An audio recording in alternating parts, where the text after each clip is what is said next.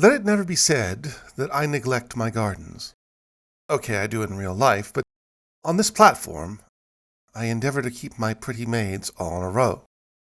The You Are Here series is one of my personal favorite gardens, which, spoiler alert, I will be returning to soon.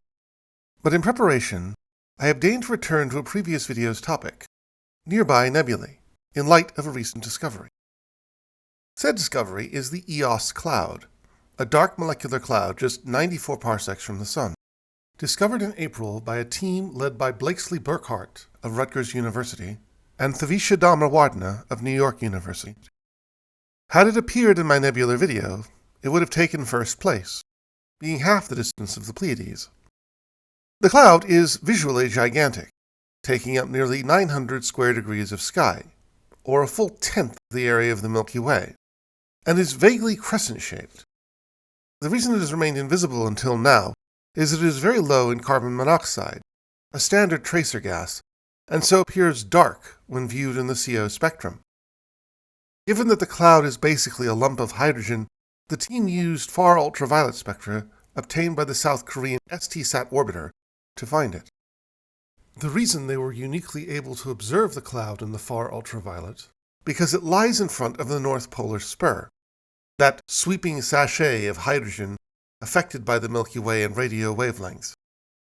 It is by the light of the ionized hydrogen within the spur that we were able to see the Eos Cloud at all. The energy from the North Polar Spur is physically affecting the cloud's shape, which draws attention to the fact that no one actually knows how far away the spur is. Do not think for a moment that we have finally solved dark matter. The team estimates that if Eos is a representative sample, then up to half of the clouds in the galaxy could be carbon monoxide dark. Even if those clouds comprised as much matter as all the known gas and stars in our galaxy, it would still only drop the dark matter fraction from 90% to 80%. Speaking of carbon monoxide, I must admit a rather embarrassing discovery I made while researching this. In my Universe of Water series, I claimed that water was likely the commonest compound in the universe, simply by virtue of the fact that it comprises the two commonest chemically reactive elements in it. However, in the process of making this, I was finally able to locate a chemical census of the universe, at least for the most common molecules, and it turns out that title is in fact held, and by a factor of 100, by that emphysematic effusion, carbon monoxide. CO molecules form much more easily in space, while water can only form on dust grains. That is not to say water is scarce. It comprises about one molecule for every million or so hydrogens, which is a lot, but it's still outranked by both carbon monoxide and the hydroxyl radical. In real terms, the Eos Cloud is roughly 50 parsecs across and comprises about 3,400 solar masses of hydrogen and 44 solar masses of dust. It contains no visible star formation, and indeed is likely below the mass to initiate it. And even if it were not, Eos is likely to be blasted away by the far ultraviolet light from the interstellar medium before any can begin. As such, given all that, Eos, goddess of the dawn, is a strange name for this object. Eos lies somewhat adjacent to the Loop 1 bubble, a cavity in the interstellar medium created by multiple supernovae. The Loop 1 bubble forms one of the walls of our local bubble, and the colliding expansion of both bubbles creates star formation.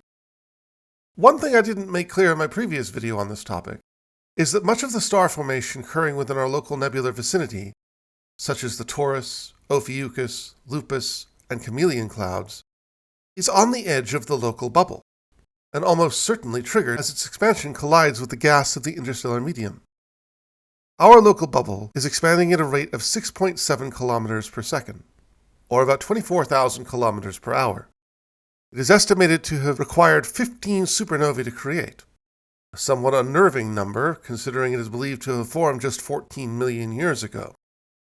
The Sun entered the local bubble about 5 million years ago and currently resides near the center. Radioactive iron isotopes found in samples of deep-sea sediment suggest that Earth was within blast distance of a core collapse supernova about 2.5 million years ago. I'd like to conclude with a heads up for future videos. I'm currently working on a biography of nuclear pioneer Lisa Meitner, and have been asked to continue the collab on our local group.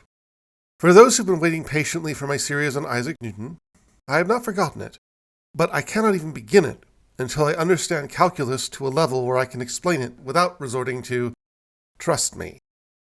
I've located some books which might hold the answer. I'll let you know how it goes. Thanks for everything, and stay curious, fellow seekers.